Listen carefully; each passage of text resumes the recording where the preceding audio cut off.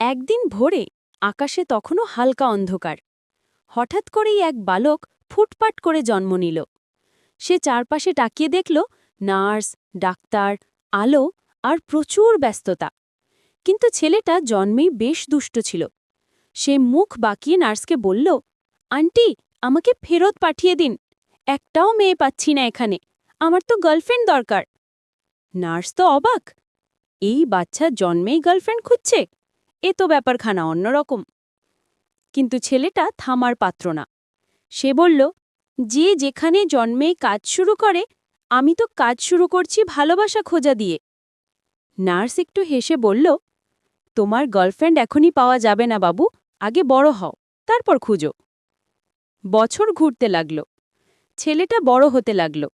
বড় হতে হতে সে বুঝল, গার্লফ্রেন্ড পাওয়া কোনো হাসপাতালের স্টোররুম থেকে নিয়ে আসা জিনিস না। এটা সময়, চেষ্টা আর আন্তরিকতার ব্যাপার। সে স্কুলে গিয়ে নতুন বন্ধু বানালো। ক্লাসে মেয়েরা হাসাহাসি করে, কেউ তার সাথে কথা বলে, কেউ তার দুষ্টুমি দেখে বিরক্ত হয়। কিন্তু সে ধীরে ধীরে একজনকে ভালো লাগতে লাগল। মেয়েটির নাম নীলা। চশমা পরে, খুব হাসে আর খুব ভালো আঁকতে পারে। একদিন ছেলেটা সাহস করে বলল, হেই, তুমি কি আমার সাথে একটু গল্প করবে? নীলা